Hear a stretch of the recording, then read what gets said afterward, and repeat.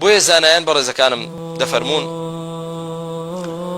هەر کەسێک کە کاری قەومی لووط بکات دەبێ بکوژرێت ئەگەر چی محسەنیش نەبێت ئەگەر چی ژنیشی نەهێنابێت دەبێ بکوژرێت.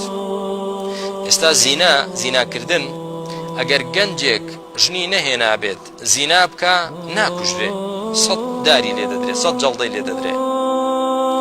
بەڵام ئەگەر ژنی هێنابێت ئەوەیان دەبێت ڕەجم بکرێت تا دەمرێت کە زینا بکات. باشە ئەی کاری قەومی لووط نێربازی ئەوەیان دەبێت بکوژرێ ئەگەر گەنجیش بێ و ژنیشی نەهێنابێت هەر دەبێت اقتلوا الفاعل والمفعول به پێغەمبەر صلی الله علیه و سلم دەفەرمێ ئەوەی کە دەیکات و ئەوەش کە لەگەڵی دەکرێت هەردووکیان دەبێ بکوژرێن هەردووکی دەبێ بکوژرێ. و چۆنیش بکوژرێ؟ ینی زانایان دەفەرمون پێویستە ئەو کەسە ببرێتە سەر شاخێکی بەرز یا سەر بینایەکی بەرز ئەوەی کە ئەو کارەی کردووە سەراو بن فڕێ بدرێتە خوارەوە بەسەر سەریدا فڕێ بدرێتە خوارەوە شوێنی بەرز ئەو جا بەربارانیش بکرێت.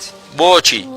چونکە تا بڵێ کارێکی پیسە نابێت لە ناو کۆمەڵگادا ئەوە بڵاو بێتەوە ئەوە عقوبەکەیەتی یعنی شەبیه و وێچوو بە عقوبەی قەومی لوط عليه الصلاة والسلام. چۆن خوای گەورە بەرزی کردنەوە سەرەوبنی کردن بەربارانی کردن هەر کەسێکیش ئەو کارە قێزەوە نەبکە.